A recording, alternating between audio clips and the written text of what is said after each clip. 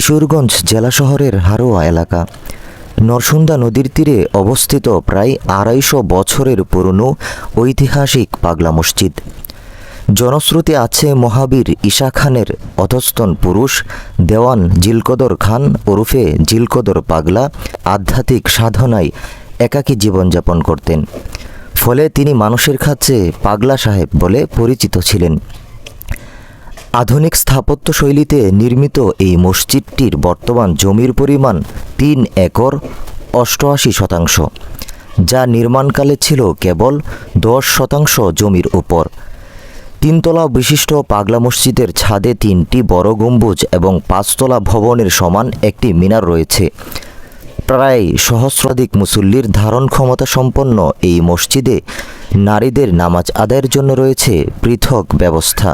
আধুনিক স্থাপত্য শৈলীতে নির্মিত পাগলা মসজিদটি নানা ধরনের ঐতিহাসিক ও দর্শনীয় স্থাপনা হিসাবে খ্যাত। সকল ধর্মের মানুষের কাছে এক সার্বজনীন পবিত্র ধর্মীয় কেন্দ্র।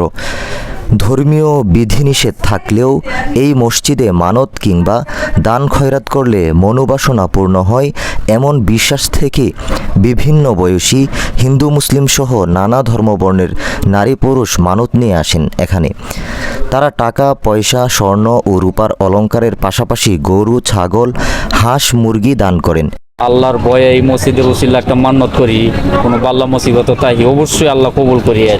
বিপদে আমার শালা চলতে আছে, খুব বেজালা করছে, এটা মান্নত করছিলাম, এটার জন্য আসলাম।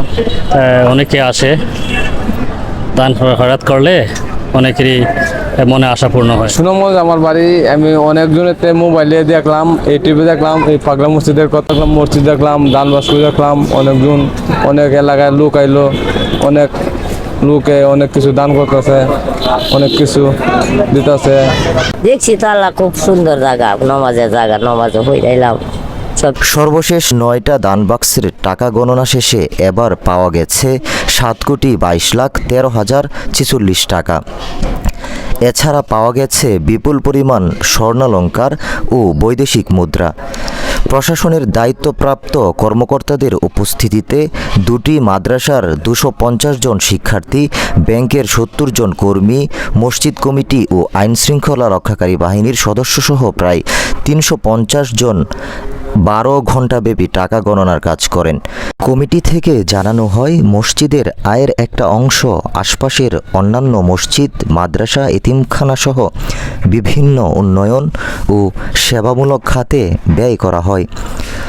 মুসল্লিদের সুবিধার্থে মসজিদের পরিসর আরও বিস্তৃত করতে মসজিদ ও ইসলামিক কমপ্লেক্সের জন্য ১০০ কোটি টাকা ব্যয়ে প্রকল্প হাতে নেওয়া হয়েছে, যা বাস্তবায়ন হলে ৫০ সহস্রাধিক মুসল্লি একসাথে নামাজ আদায় করতে পারবেন।